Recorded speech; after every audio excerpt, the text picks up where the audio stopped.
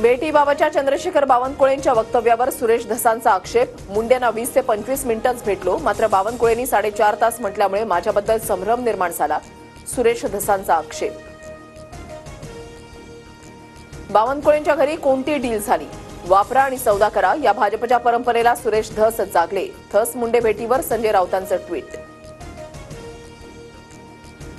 उपमुख्यमंत्री असताना मीही वैद्यकीय कक्ष चालवायचो. उपमुख्यमंत्र्यांचा वैद्यकीय कक्ष असणं यात काहीही गैर नाही.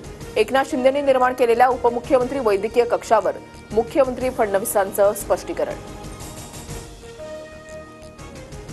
नाशिक कुंभमेळा आढावा बैठकीनंतर उपमुख्यमंत्री शिंदेंकडून उद्योग विभागाचा आढावा. उद्योगमंत्र्यांनी मुख्यमंत्र्यांना पत्र दिल्यावर शिंदेंकडून उद्योग विभागाचा आढावा. मंत्रालयामध्ये एकनाथ शिंदेंचं समांतर सरकार सुरू. शिंदे स्वतःची स्वतंत्र कॅबिनेट घेतात. संजय राऊतांचा आरोप.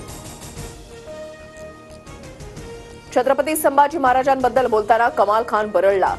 छत्रपती संभाजी महाराजांबद्दल कमाल खानची आक्षेपार्ह पोस्ट. कमाल खाननं ट्विटरवर पोस्ट करताना सर्व मर्यादा ओलांडल्या.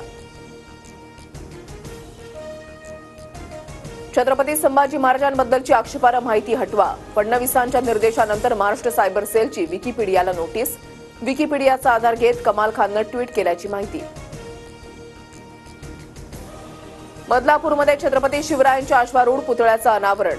मुख्यमंत्री फडणवीसांच्या हस्ते शिवरायांच्या पुतळ्याचं अनावरण.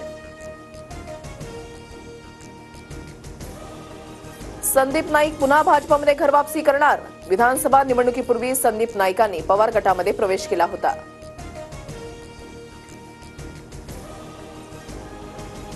कोर्टाच्या आदेशानुसार कल्याण डोंबिवलीमधील 48 अनधिकृत इमारतींवर हातोडा चालणार. रहिवाशांना घरं खाली करण्याच्या नोटिसा. आम्ही कायद्याचं पालन करणार. महापालिका आयुक्तांची भूमिका.